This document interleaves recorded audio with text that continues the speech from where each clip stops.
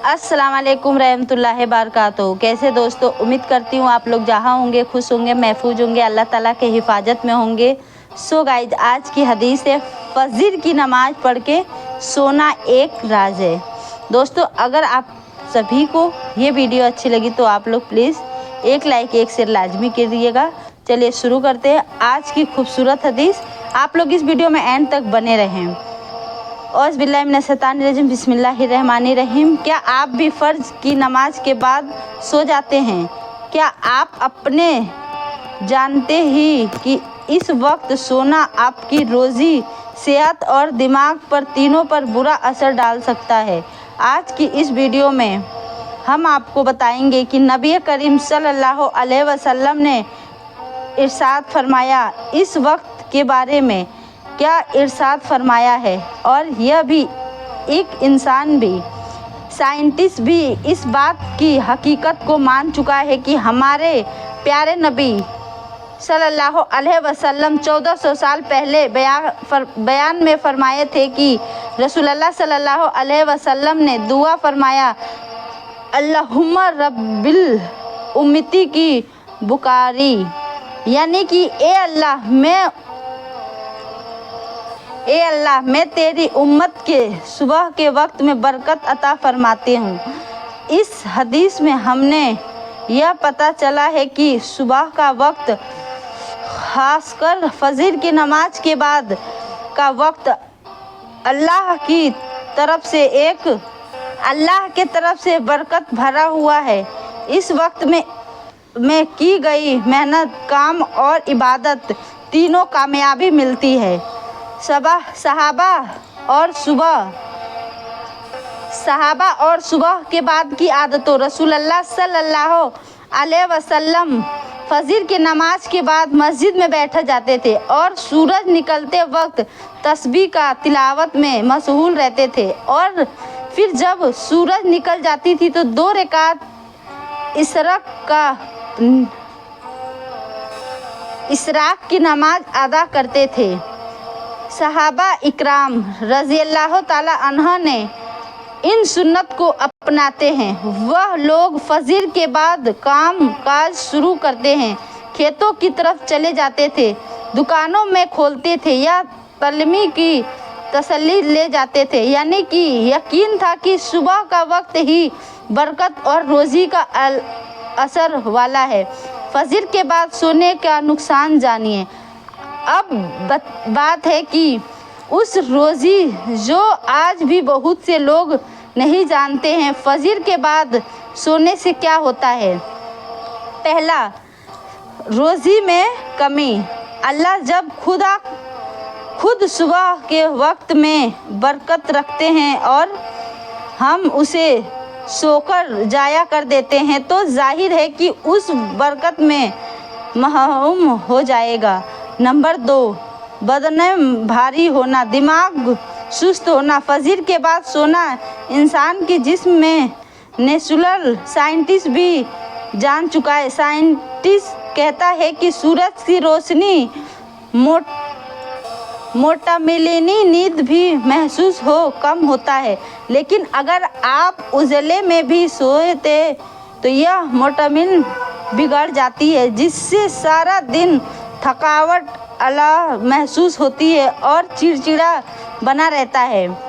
Number 3, अंदरूनी बेचैनी और बेवजह टेंशन। सुबह का वक्त दिल और दिमाग को सुकून देता है। दिल सबसे बेहद होता है, लेकिन अगर हम इस बात को सोकर गुजार दे तो नफल और शैतान को हमेशा खुद मौका देते हैं कि दिन भर हमारे हालत बिगड़ जाती है। साइंटिस्ट भी अब मान रहा है कि आज की मेडिकल साइंस भी कहता है कि सुबह का वक्त इंसान जिस्म के लिए सबसे अच्छा वक्त माना गया है, एक्टिव होता है।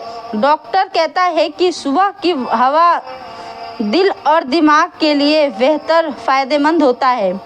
और जो लोग फजर के बाद सूरज निकलते वक्त तक सोते हैं उनकी शायद मजबूत नहीं होती, उनका वज़न कंट्रोल नहीं होता और डिपोजिट भी नहीं हो सकते। यह तक कि जापान जैसे देशों में भी एलिरिया यानी कि जल्दी उठना और सुबह में वक्त काम शुरू करना एक कामयाबी का सफलता माना गया है। हदीस की रोशनी में हालांकि अगर किसी वजह से फजर के बाद नींद बहुत जल्दी आ जाती है, हवा है या कोई बहुत थकान है तो अल्लाह रहम करने वाले हैं, लेकिन आदत बना ले कि फर्ज पढ़ और फिर सोए तो यह हमारी दुनियावी और आखिरत के लिए खराबी है। यह दोनों काम आज से छोड़ दें।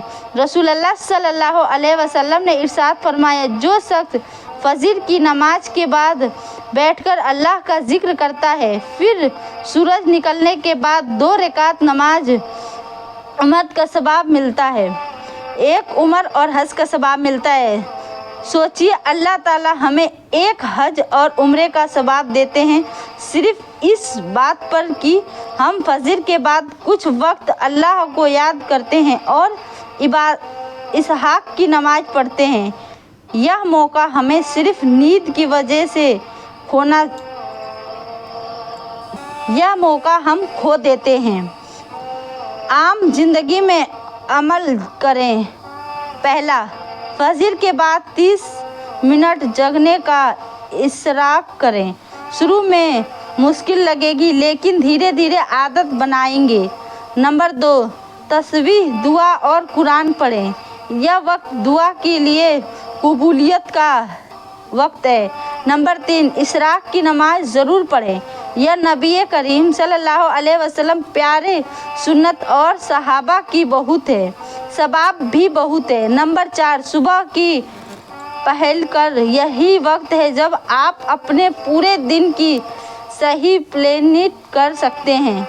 तो प्यारे दोस्तों, अगर आप चाहते हैं कि आपका दिन भर का बरकत भरा रहे, सेहत अच्छा रहे, दिमाग तंदुरुस्त रहे और बदन ठीक रहे और दिल सुकून मिले, तो फजर के बाद सोना छोड़ दीजिए।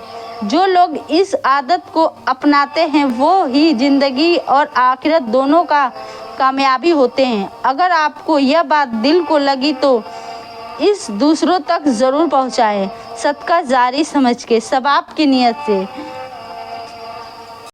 क्योंकि शायद आपकी वजह से कोई शख्स इस सुन्नत को अपना ले और इसका सवाब आपको भी मिलेगा। अल्लाह की बरकत। हालांकि वीडियो को आप लोग को अच्छी लगी तो आप लोग इस वीडियो को 1 लाइक 1 शेयर लाजमी कीजिएगा और चैनल को सब्सक्राइब ज़रूर दबा दीजिएगा। चलिए मिलते हैं नेक्स्ट अगली वीडियो में, तब तक के लिए खुदा हाफिज़। दुआ में याद रखिए।